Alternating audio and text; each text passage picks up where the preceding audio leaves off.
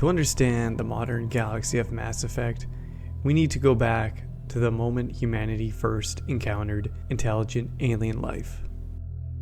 A conflict that claimed 623 human lives, and the amount of Turian lives has not been disclosed. Reports say slightly more than what humanity lost.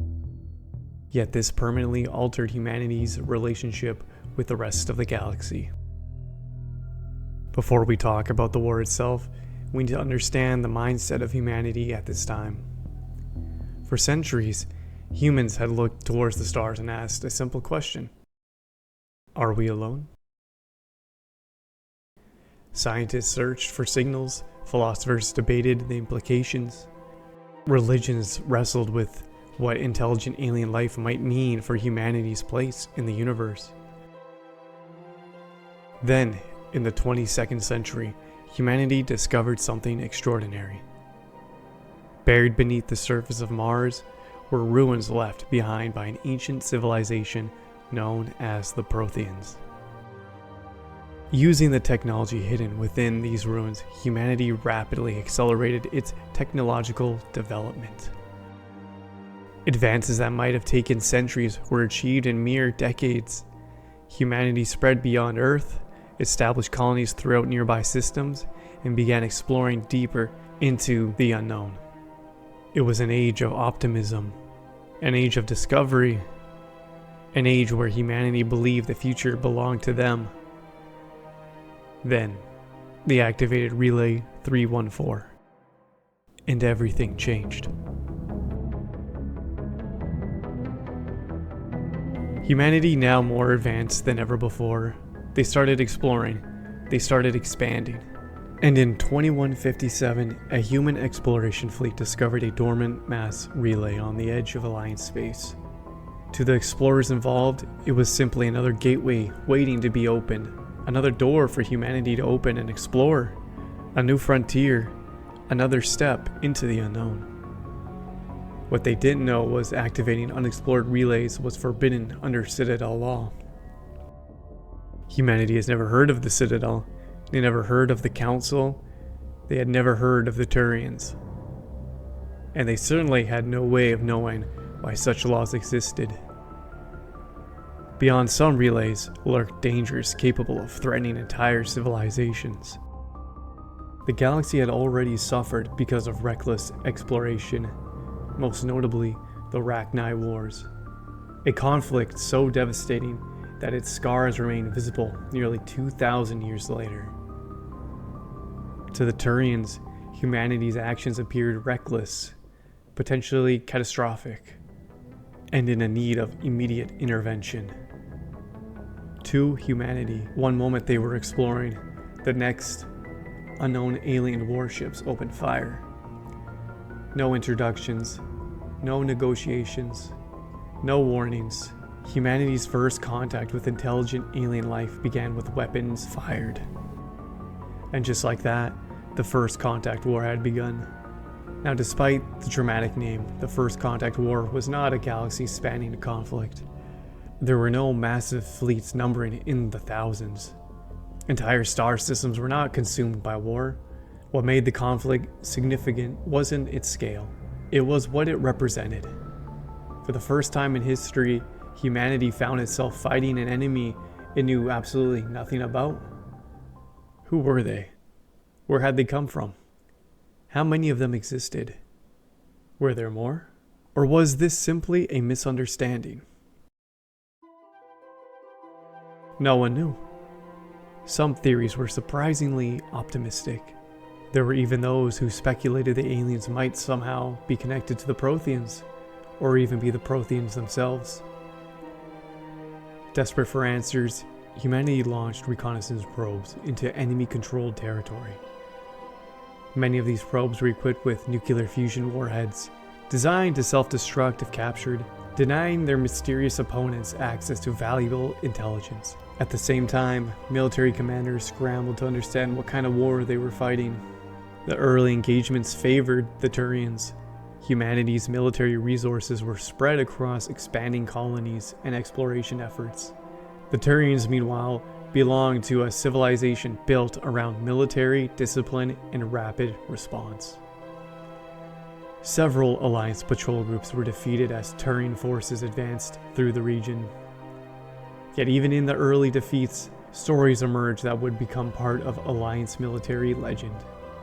One of the most famous involved was a soldier named Thaddeus Ahern, assigned to recover a critical data module. Ahern and a small squad suddenly found themselves facing overwhelming numbers of Turian forces. Outnumbered, and with little hope of reinforcements, Ahern's team held their position against repeated assaults until evacuation forces finally arrived. The encounter would later become one of the most celebrated examples of human determination during the conflict. But while stories like Ahern's inspired hope, the overall situation continued to decline. Eventually, the war arrived to Shanxi.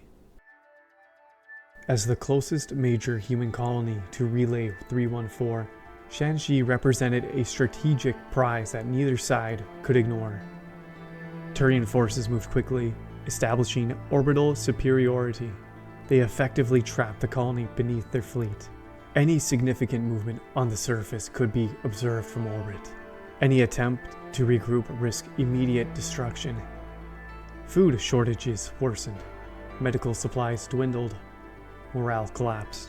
For weeks, the people of Shanxi watched enemy ships hang silently above their world, waiting, watching, controlling every aspect on the battlefield. Eventually, General Williams made the decision that would define his legacy. Recognizing that further resistance would only result in unnecessary civilian deaths, he surrendered the colony. Shanxi became the first human world ever occupied by an alien military force. The decision saved lives, but would also stain the Williams family name for generations. For the Turians, the victory appeared decisive. Human resistance had collapsed. The colony had fallen.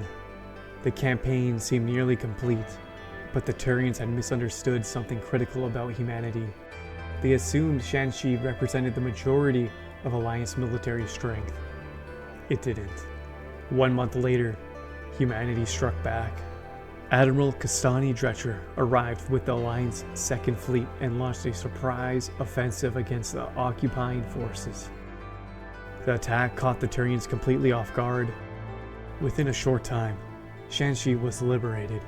For the first time, Turians realized they weren't dealing with a small regional power. They were dealing with an emerging interstellar civilization willing to commit significant resources to defend its territory. Suddenly, what had begun as a localized enforcement action threatened to become something much larger. Both sides began to mobilize. Military planners prepared for escalation. Governments discussed broader war plans. And for the first time, the rest of the galaxy began to pay attention, because if the conflict continued, it would no longer be a border dispute. It would become a war between humanity and the Turian hierarchy. A war with the possibility to draw in countless other species. Fortunately, it never reached that point. Before hostilities could spiral out of control, the Citadel Council intervened. Diplomatic channels were established, negotiations began, and humanity finally learned the truth. The galaxy was far larger than anyone on Earth had imagined. Humanity was not alone. In fact, it was one of the countless intelligent species spread across the vast interstellar community. The war ended almost as suddenly as it begun. Officially, the conflict lasted only a few months. Unofficially, its effects would echo for decades. For many humans, their first impression of galactic civilization was an alien warship firing upon them. That memory never truly faded. It fueled anti-alien movements, inspired organizations such as Cerberus. For the Turians, humanity appeared equally concerning.